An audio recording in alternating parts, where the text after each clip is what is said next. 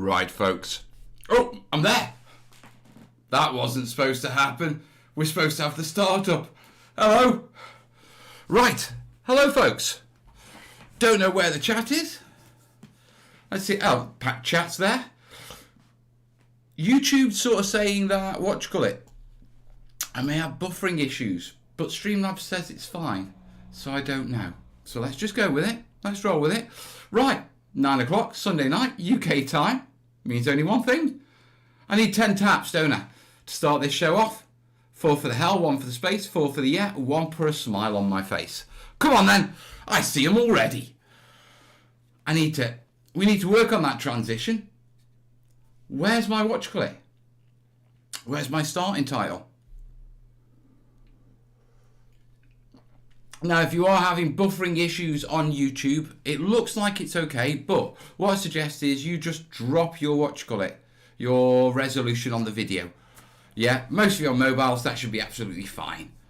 How are we, folks? I see the usual crowd in.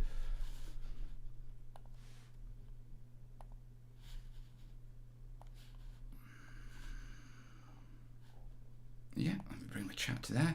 Right, this is a question and answer show. Yeah. I've got the sniffles. What do you call it? I've been outside. Freezing outside. There's snow on the ground in Stoke at the moment, so I'm absolutely chilled. I've run back in the house because I had to get some milk. Yeah, and now I've got that thing where you're adjusting. And my sinuses are all like, yeah, we're adjusting. What's that going on with my eyebrow? You can see it was a rush to the end of the show.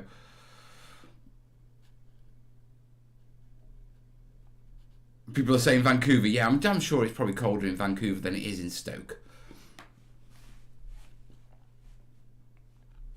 Right.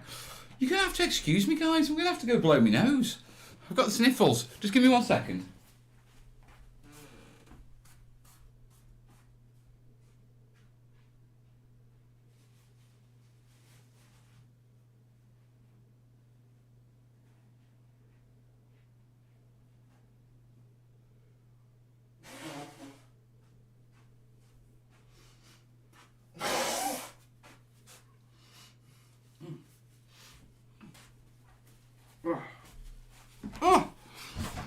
Oh, would you believe it?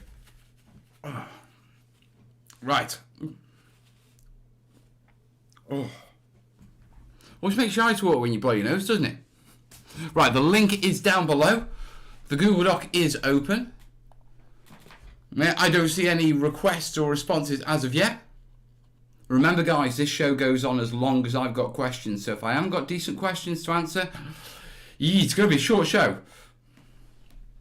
Right.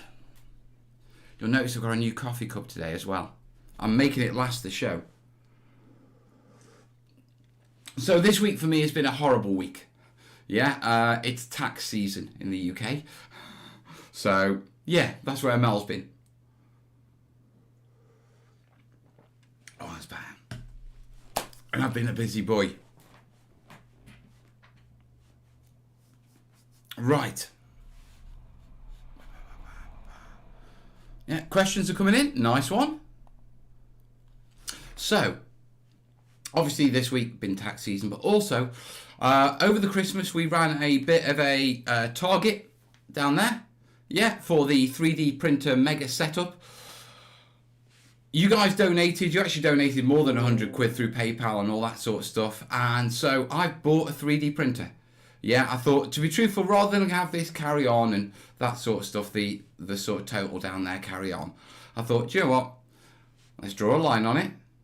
Yeah, and let's get a 3D printer. So I have got an Anycubic.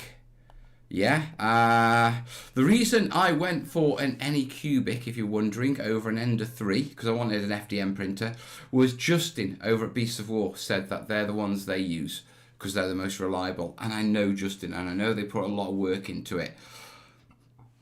And so I went, right, that's where my decision was. Yeah, so, oh, pardon me. What is up with me? Ming eyebrows, I'm all over the place.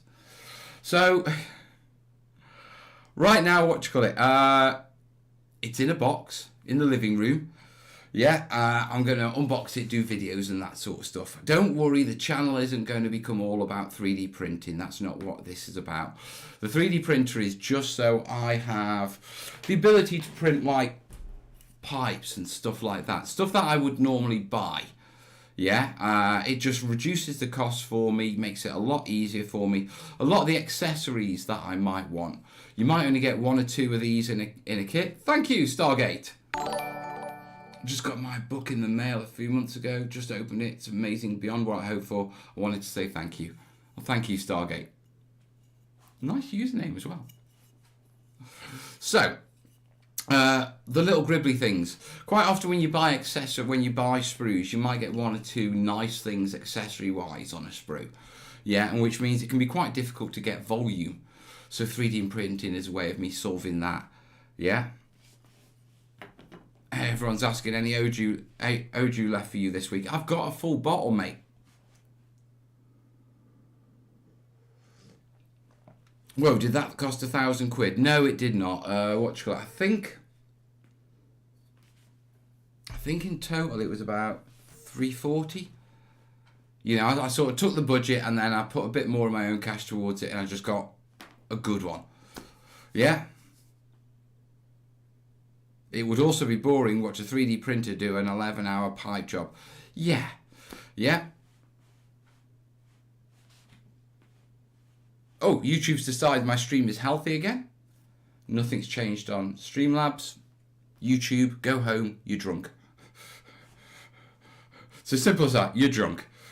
So yeah, I've got a 3D printer. I'm completely new to 3D printing and it's not something that I'm just going to like go down a rabbit hole with.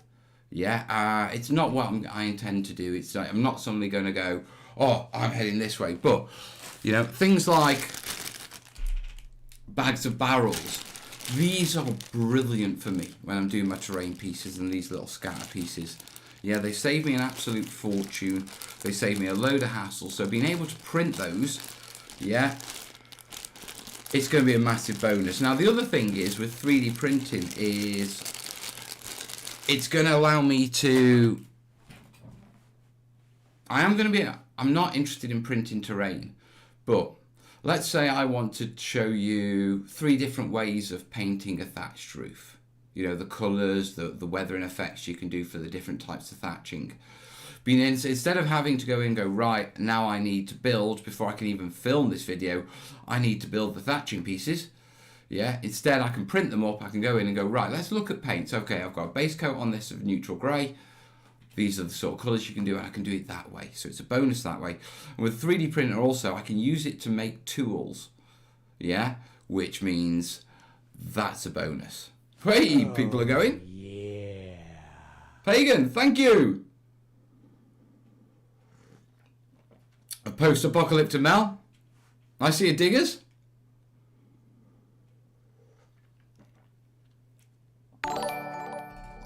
Thank you, Diggers. Yeah. Now, one of the things I am going to be doing is I'm going to be dropping the stream target soon enough. And I'm not sort of going to be pushing for PayPal donations on live streams anymore. What I'm going to be pushing is, if you do like what I do, yeah, and you do like the channel and all that sort of stuff, and this brings you some joy, jump on Patreon and join the TTT gang. Yeah, it's a better way of supporting me. You get a shout out on the show. Yeah, you get more connection with me, photo galleries, the vlogs. There was no vlog this week simply because you don't really want me hear me talking about me doing me accounts and submitting me tax returns, do you? I don't want to talk about it.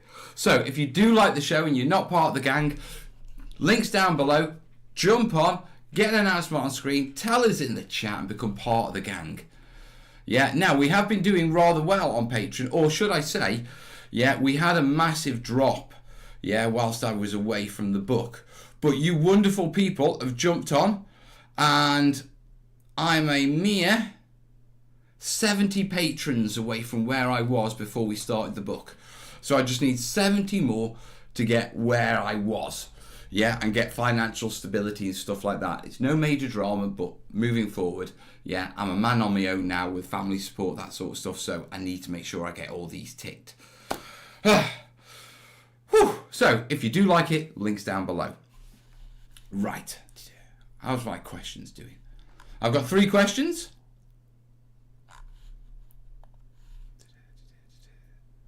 All good. Right. Well, we don't want to hear about our own taxes here in the States. Don't want to hear about anyone else's.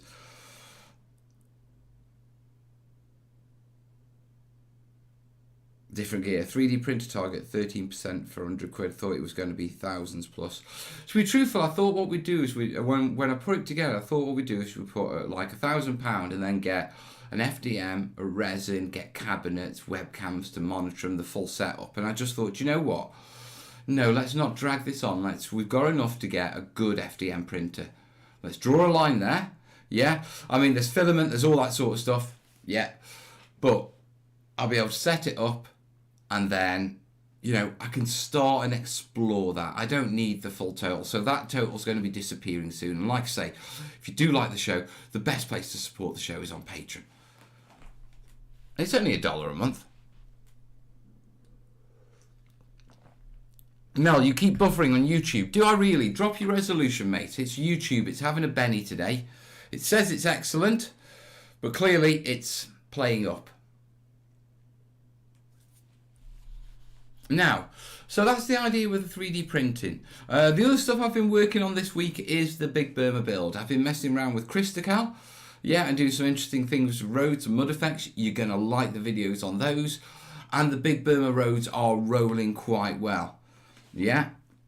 On the overall Burma build, there's going to be a decision coming up rather soon for my for the gang over on Patreon. I'm going to need to know whether, once I finish the road system, whether you want me to go and do the water system or whether you want me to do a Burmese village. Yeah, so we've either got a Burmese village terrain set or I do the modular rivers for the Burma build. That decision is 100% down to patrons. Yeah, the TTT gang. Yeah, Paul. Everyone, Rob Paul. He's got 2 first names. He's awesome. Rob, thank you, buddy. Everyone give Rob a shout out in the chat. But yeah, Rob's now part of the decision-making process of whether we are going down the water route or the buildings route. Chad, thanks for being you. I love that. That's great. Right, so that's what's going on with the Big Burma build. The roads, I've started the second set of roads already. I've got to finish the first one, finish the first video. The second set is bringing in a lot of interesting little terrain quirks into a road system. Yeah, and how I'm tying it into the Big Burma build. Nice one, Chad. Yeah. So, jump on Patreon. There'll be a video. We'll talk about it for all the gang on Patreon. We'll talk about that in the next behind the scenes video when I show where I am with the, give you the behind the scenes on the Burma build, and then you've got that decision. It's a poll, and I'm stuck to it. Mel, need painting help for the sweatshirt on Mini Mel. Army Painter Evergreen should do you. Right. Let's have a look at my questions. I've got 4. We can start with 4. Yeah, we like questions. Oh, and the brew's still going. Right, now what I should do is, even though I'm not chasing PayPals, I am just going to, do a quick check. I've also had another notification on Patreon, so I think someone else has joined, so I don't know if we're getting a notification on screen. Oh, pardon me. Right. So this is one of the reasons why I want to stop pushing the pay. Yes, Fraser! Thank you, buddy. Yeah. Christian, thank you. Yeah, I think it's purely Christian, because that's the only one today. And then we've got Fraser and Rob, who've joined the gang. Thank you, buddies. Right. But one of the reasons I want to stop the PayPal thing is that thing where I'm checking my phone and I'd rather push it to people to Patreon where I need the support really, yeah, and not be doing this awkward thing. Yeah, you'll understand. We'll explain it. But For the guys who've jumped on, thank you. Right, I have 4 questions. Cat is, what is the expected time frame for restarting live builds in the studio? Probably, mid-Feb, to be truthful. Yeah, I've got to update the live streaming on here, and then the live streaming machine is currently in bits upstairs. It's waiting a couple of new bits so I can do multi-camera. I'm also on the hunt for S8s, yeah, to film with, because I've started filming with mobile phones now because they're actually better than my normal video cams.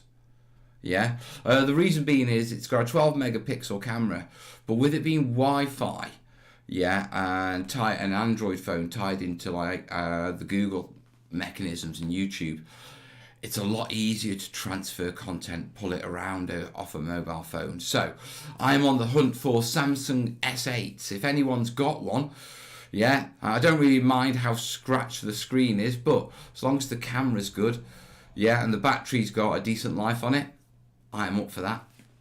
So let me know, drop me an email.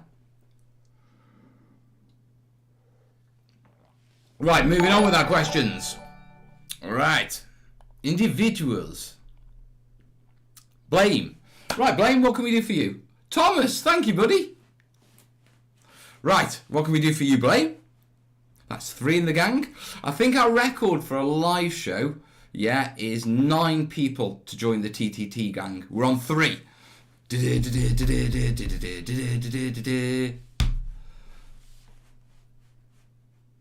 Tell you what.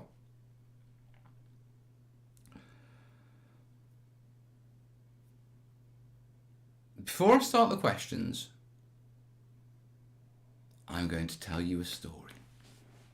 Because we've got 4. Yeah, there's a couple more will drip in, and I want a few more before we properly get rolling. We're only, yeah. I have a problem with Warlord. See, I've had a bit of a problem with Warlord for quite a few years now. You see, it started off, yeah, well, way back at the start of the channel. And, you know, I went down to a friend's and I had a game of Bolt Action and I really liked it. And I sort of got into it and I sort of connected with Warlord. And being a YouTuber, you know, I sort of connected with their marketing department. At the time, it was a guy called Rich Dando. Yeah, and this story is very much a story of the riches. Yeah. And Rich Dando, yeah, he was great, lovely bloke, you know, yeah, help me out, you know, yeah, we'll get you into Bolt Action, all this sort of stuff. They're absolutely brilliant. But they've got this game, Beyond the Gates of Antares. Rick Priestley's like baby. And Dando was always like, do you fancy playing Gates of Antares? Do you fancy playing? You know, sort of pushing it on me. I mean, I like dabbling in a little Bolt Action, yeah. But it was like a gateway thing, and he was trying to get me out. No. And you know, and this was a continual thing with every engagement. Well, anyway, time went on, and yeah, Rich Dando moved on from Warlord, and he was replaced. And to be truthful, it was like, all right, it's all new press. They're not going to push Gates of Antares.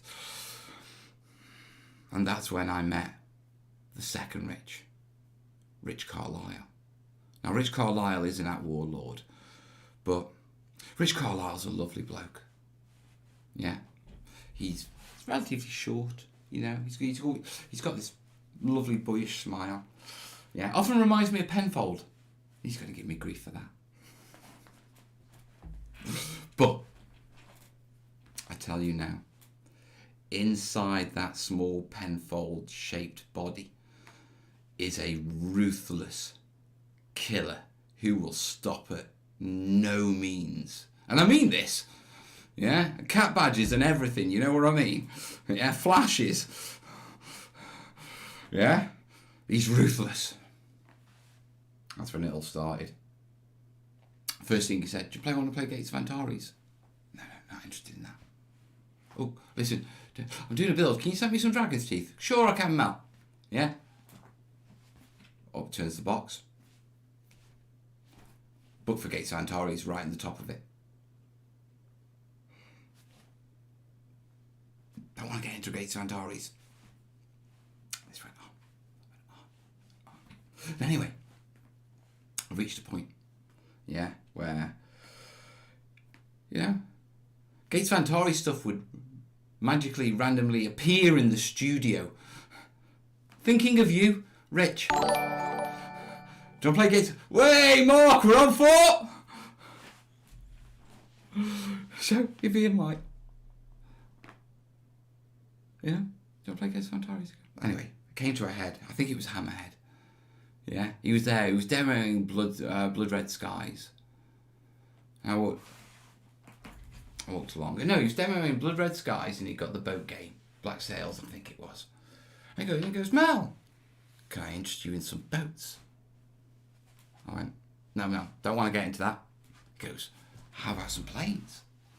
I went, no, don't want to get into that. And he went, so you don't want boats, you don't want planes. He says, how about some Gates Vantaris?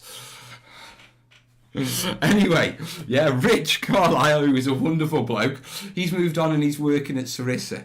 Now, the reason I raised this up is because I drifted onto a Sarissa Precision webcast live stream on Facebook. And I said hi in the chats. Oh, thank you. That's 5, is it? Yeah. I said thank you and a hi in the chats, yeah? I said, what you call it? Hi in the chat. 6, is that? Anyway, I need to finish the sentence. And I saw this big smile come across Rich Carlisle's face like, ooh, it's Mel. Now, it's not going to be Gates Vantaris, but I have a feeling now I'm getting back into videos, yeah, Rich will be messaging me, and also, yeah, I will be connecting with Warlord, and I need to connect with whoever the new Rich is there. Because obviously, Big Burma build, me and Corbin want to get back into our Chindits. Corbin as well, this is a big one, yeah. Corbin has decided he wants to build a board. He wants to build Corbania Prime, a 40k City Fight board. Yeah, so what you call it? Not only am I back in the studio, is that 6? Nathan, thank you. Yeah, 6.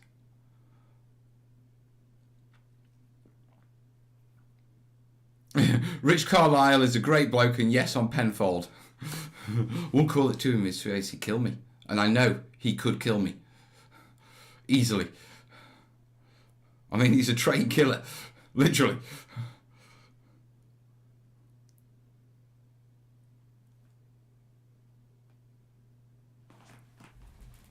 Yeah, Cat saying with Patreon you can change it anytime you wish and however and how often you wish. Billing is first of the month usually.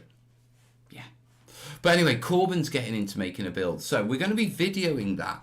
Yeah, sort of vlogging it.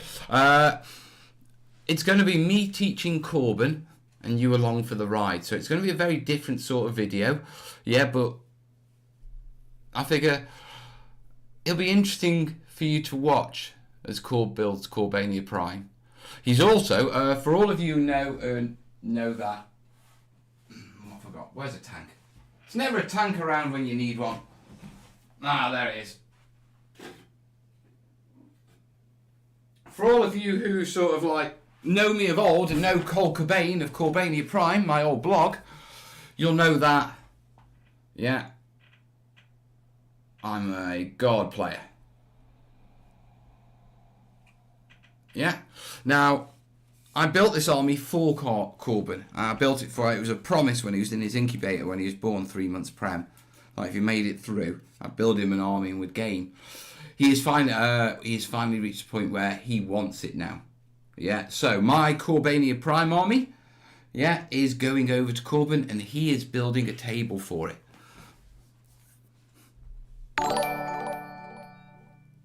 Timothy, I don't know how many is that? I'm going to have to check. Because I think...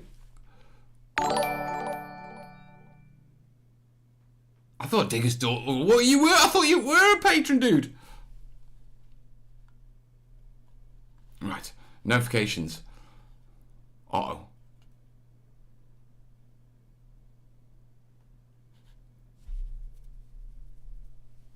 Internet speed. Right. Start 1, 2, 3, 4, 5, 6, 7. We're on 7. Thank you, guys. Right.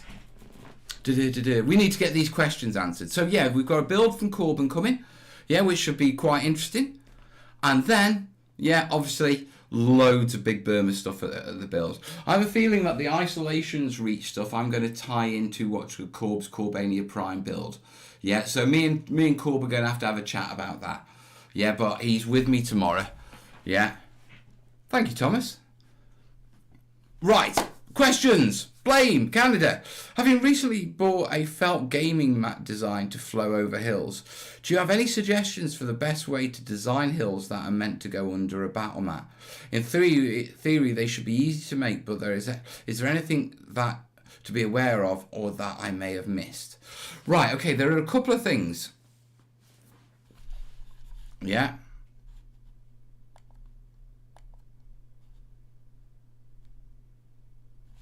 Someone's already... Thank you, moderators. Yeah, there's a couple of things that, need to be taken into account. Now, when you're looking at cloth, yeah, cloth works well as long as things are even and gentle.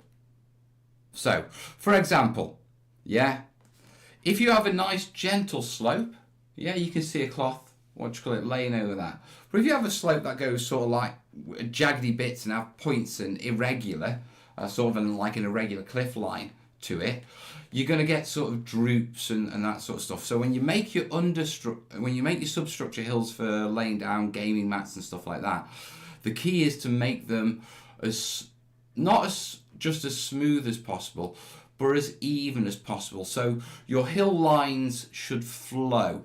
Yeah, so no jiggedy jaggedy stuff, because what that means is it's sort of like it raises points and then you have the cloth drooping. What you want is a hill where it'll just make the cloth fall naturally over it, yeah, without many droops. Which means nice, gentle, avoid any sharp dips and that sort of stuff. When you look at making your hills, really think of them as understructures, yeah. Another one to do is when you're building your hills, have a piece of cloth with you, yeah? And as you build them and you shape them, drape a piece of cloth over, yeah?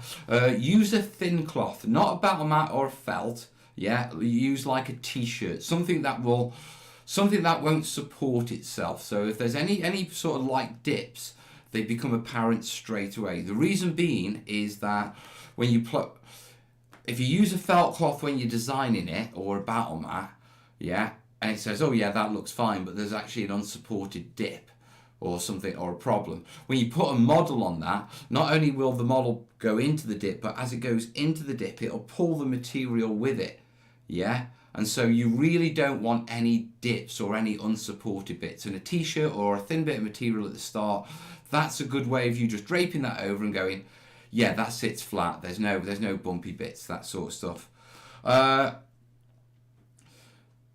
Avoid individual scatter hills that sit in the middle. They will just screw everything up. Yeah, it's like imagine having a small child in the middle of hiding in the middle of a duvet of a double bed. Yeah, you get the tent effect and then you'll get the ripples all the way out. Yeah, instead stick with the side terrain. Yeah, put your hills at the side so the mat can flow up to a side. The longer and smoother and even, the less jiggles you'll get. Sometimes you may even, if your hill's a bit, no, I wouldn't suggest cutting your mat. Yeah, if you were gluing your foam mat onto it, then yes, that's what you'd do, but not if you're just looking at scatter terrain. But avoid hills and structures under the mat. Yeah, in the centre.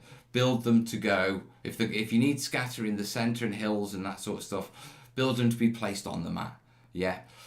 You want them, if they're under the mat, you want them at the edges so that it doesn't disrupt the flow. You know, you can sort of have the wrinkles and that sort of stuff at an edge. Yeah, when you do get wrinkles, consider table dressing. Yeah, a big bag of lichen. Yeah, and then wherever you get the wrinkles, just sprinkle in some bushes and that sort of stuff as a way of saying, right, don't put models here and hiding the wrinkles.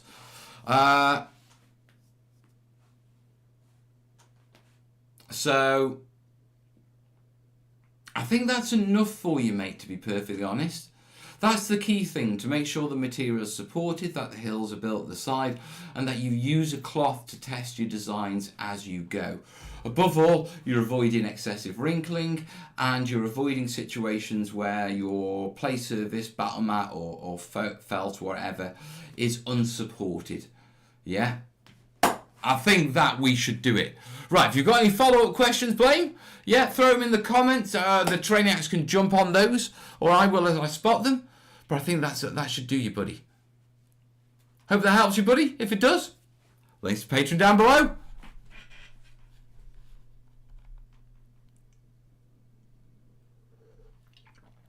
Oh, right. Next question. Thomas. Hey there, thanks for the book. No worries, buddy. It's a great tool, especially for beginners like me. Currently working on some desert terrain. I would like to make some ruined columns and statues. Any pointers to manufacturers for sculpted custom ones? Right, first off, if you're making ruined columns and that sort of stuff, cake making. The bases, the support columns that they sell for tiered cakes, cake stores. You can get tons of those, yeah. You can break them, smash them. Dead easy way of making columns. With regards to statues, really you're looking at ornaments. Yeah, nip down places, I don't know where in the world you are, but with a name like Thomas King, I'm going to assume you're British. Yeah, nip down to somewhere like B&M or Poundland, go and have a look at like the little ornaments that they do, you know, for a couple of quid. I'm damn sure I've seen plenty of Egyptian ones that you can buy, you can paint up. Beyond that, yeah, you know, you can get 3D printed ones. But for the sort of desert Egyptian stuff, your columns, cake making. Anders, thank you, buddy. Yeah, and then your statues, it's the brick and brack stores, it's the aquarium stores, yeah, the cheap stores. Go for the cheap stores because they're the ones that have the cheap ornaments, yeah, that you can paint up. They're not going to be charging you a fortune for something that's essentially a bit of resin. Yeah, that someone's dry brushed. I mean, does that ever get to you guys? You know, when you're out shopping and that sort of stuff, and you do see like ornaments for aquariums and little statues, and you know they're just resin casts, yeah, that someone has just, I mean, you look at it and you can see the overbrush marks, and they're not good. It's not good dry brushing and overbrushing and stuff like that. Fenris is saying I'm at 9 now.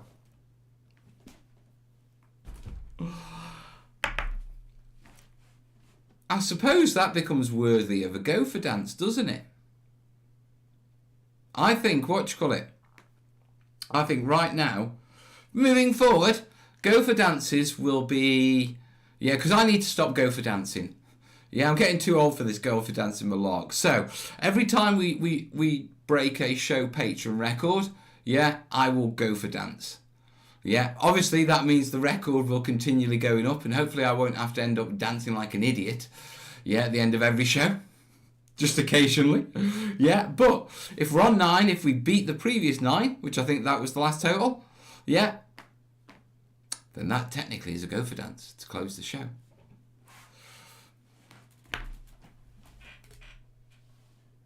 We might as well have a giggle, mightn't we, folks? So, right, with regards to all that sort of stuff, now finally what I would like to do is, obviously there's loads of 3D printers, companies who make various columns and statues for terrain, but also I want to give a shout out for Ainsty Castings, yeah, who do resin castings. Ainsty, if you've not come to them, Google them, go check their website. I'll see you in a week or two when you finally stop drooling. Yeah, Ainsty specialise in all the greebly bits for terrain. Yeah, and they've got so much. Yeah, so I also recommend checking them out because the prices are great and they really do have top-end castings for your Egyptian stuff. So if you don't want to go down the pound shop B&M sort of route, have a look at Ainsty Castings. Ainsty. A-I-N-S-T-Y Castings, I think.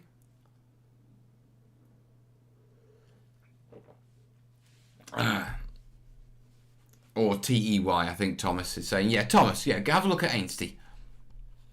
Hurst Arts moulds are worth buying for columns if you need lots. That's a good point. I do have, I do have Hurst Arts moulds for columns and stuff like that. Yeah, they're also good. But you're buying into the casting route then. So if you don't mind going down that route, yeah, go for it. But buying like a £14 mould if you only need 15 quid's worth of of columns.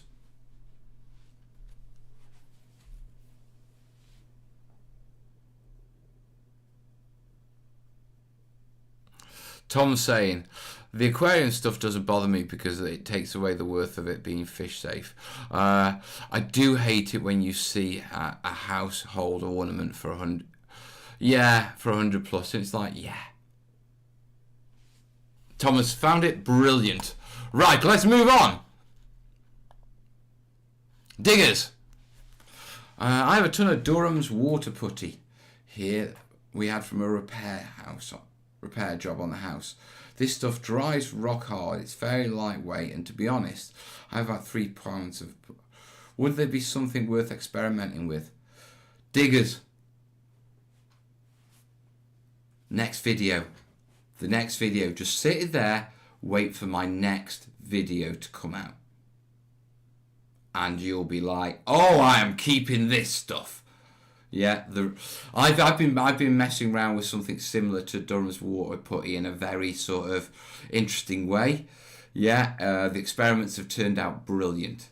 Yeah, and so I don't want to talk about it right now, diggers. Yeah, but yeah, save that stuff, mate. You're gonna love it. I've always used Hydrocal before, but I'm quickly becoming a fan of Ultracal. For me, it's Cristacal. I mean, the fact that, you know, you can mix it up in like 2 minutes and it sets in like 15. You know what I mean? It's like, it's so much cheaper than Hydrocal and Ultracal. I mean, it's so much cheaper. I mean, for what you pay for one of those like cartons and that sort of stuff of Hydrocal and Ultracal, I can get a 25 kilo sack of Cristacal from my local builders merchants.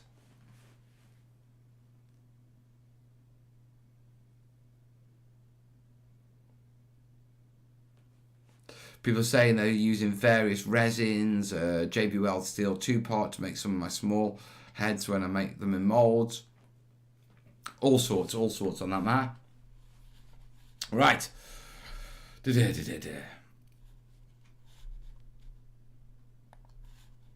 Rob's asking, struggle with thatched roofs, suggestions, mate. First off, I've got your back, mate.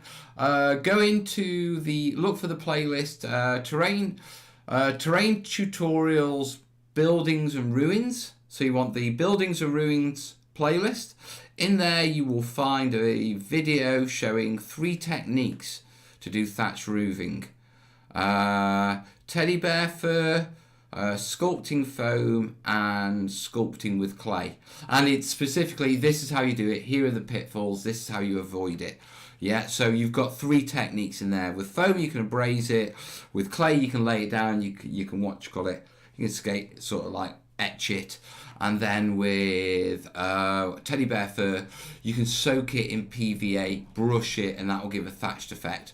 But like I say, there's a video on this topic with those 3 examples already in the terrain tutorials, buildings and ruins playlist. Yeah, just go and have a look at the channel page or have a look at my playlist. You will see it. Hit the tutorial, work it along until you see the 3 sort of examples of thatch roofs in the thumbnail, and then you're nailed, mate. So I'm not going to go heavily into answering that one because there's already a 25-minute video going in depth on it, dude. Yeah, I've got you covered on that one.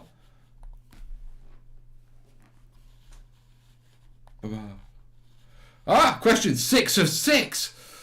We've been having such a good time. Also, we haven't broke the record. I could get away without gopher dancing. Right. Right, Tom's back again. Any pointers for sky or space themed boards for dogfighting games? Very few.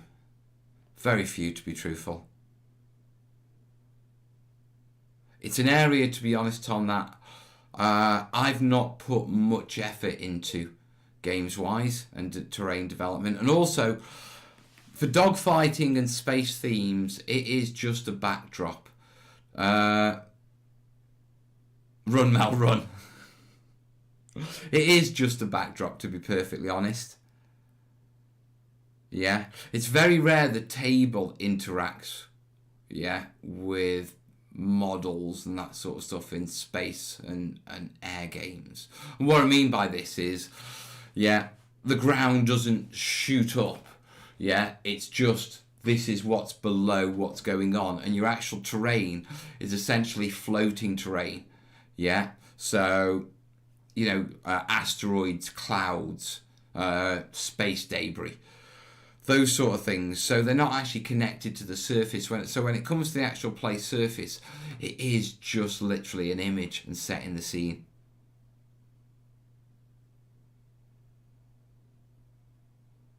Yeah.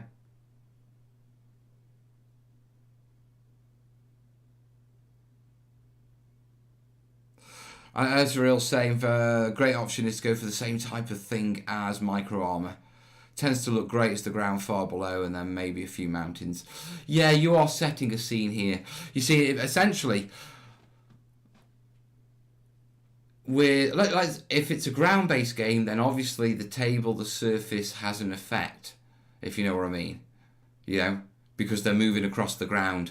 When you move into the air, I mean, it's very much the same with what you call it. You could say the same with oceans. Yeah, as long as your islands are scatter, the actual surface is just essentially blue. Obviously, you can build feature boards where the islands and everything are embedded into the board, but if in scatter terms, the ocean's just blue.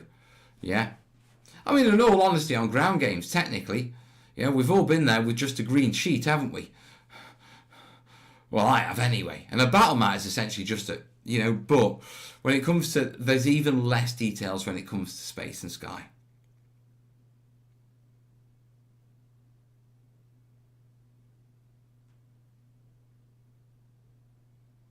We found the water putty repair. Water putty's hard as hell. Oh, you sneaky. You're feeding me questions. Otis! Mel!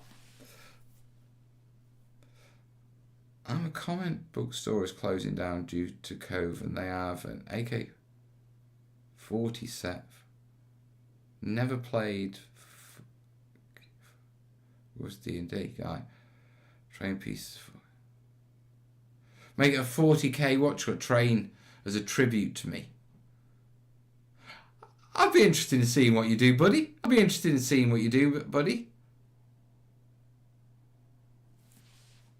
Right. Oh, you are sneaky. You're firing loads of questions at me, you git. Tamsin.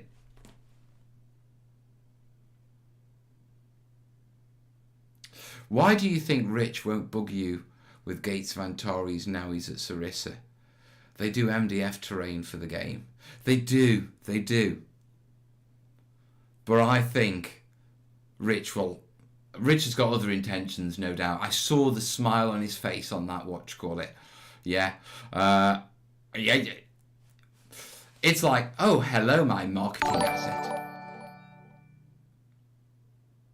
Hasn't Tom pledged before? Are you shenanigans me, or am I dancing as we wrap up this show? Tom hasn't. That was Tom King. This is Tom Wilson. Oh, that's 10. We have a new record.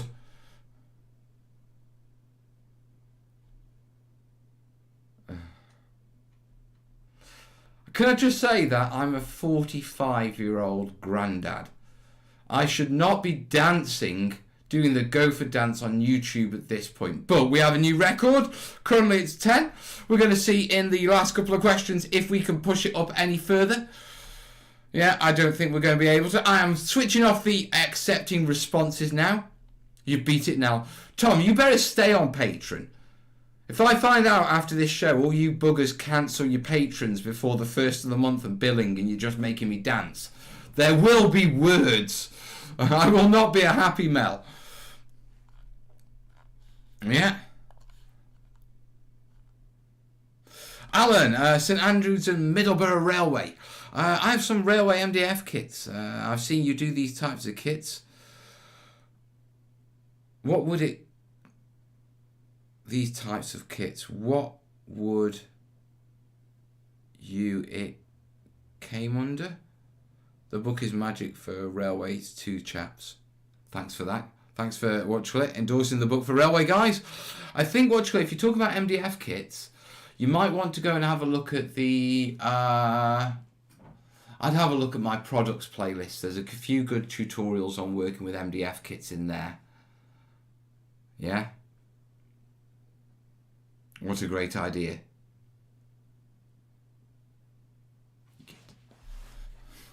Right, I'd have a look at my products and what you call it. Right, I've got the last question. Yeah, looks like to be a good one, to be truthful.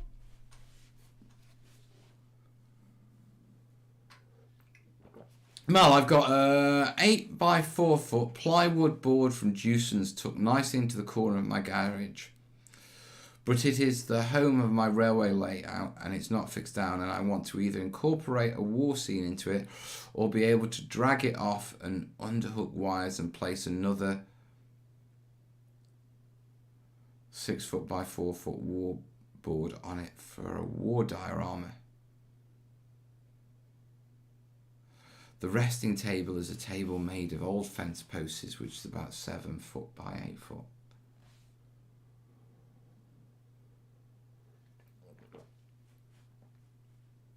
I want to be able to incorporate a war scene into it. That's relatively, you know, if you're doing a railway layout, incorporating a war scene could just be a supply depot, you know, loading the tanks onto the trucks and that sort of stuff. Yeah, at the same time, you will always have a supply depot next to a military base. It makes sense for it to be secured, you know, and so you can build the military base into that. I'm not sure what you're on about underhooking and dragging it and attaching, but I think that's a railway thing with what you do with your layouts, and that's not something we do here. Yeah, so I don't know how to answer that one. I'd jump on the whatchamacallit with that one. If you're a Terrainiac, if you're on Patreon, jump on Patreon, throw it into the community. I don't know what you mean by whatchamacallit. I don't do railway layouts, so I'm really struggling to see what you're trying to make, to be perfectly honest, with this underhang and overhang and...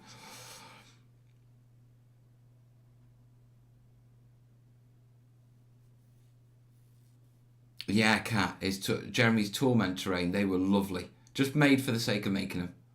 Best terrain you can make. And I think that is the perfect place to wrap up this show. Yeah. Thank you, Fenris. Right. We have hit. I'm going to count them just in case I've missed anyone and that my total is higher. Yeah.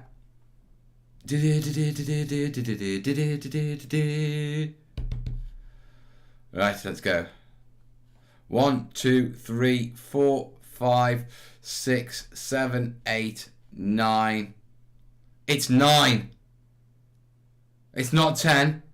I've got 9 on the notifications. We've not broke it. Ha ha! I don't have to dance. Ha ha! We've got Rob, Fraser, Mark, Double O Rail. That's 4. Yeah. Thomas, King, Nathan, Tim, Anders, and Tom again. That's 9. You don't get a dance out of me. Yeah. You don't. Double check. 1, 2, 3, 4, 5, 6, 7, 8, 9.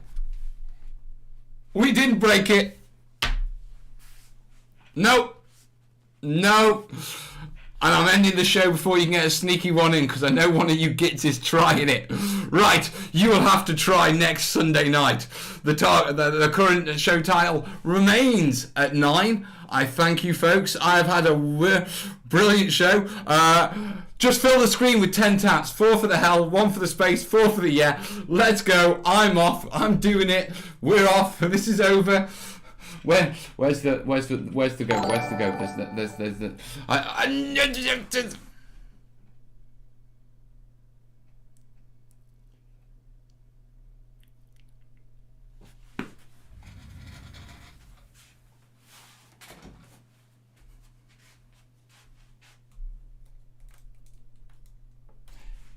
See, this is what happens when I don't have my end screen. I don't get a chance to get out. Right! That was a 10th. I didn't even catch what name, which git of you, yeah, did that. Right, go for dance, guys. It is tradition. The new stream target is 10, and we're not adding that on. Right, here we go. Yeah, from Caddy Shack. Time to make an idiot of myself, but hey ho. Right.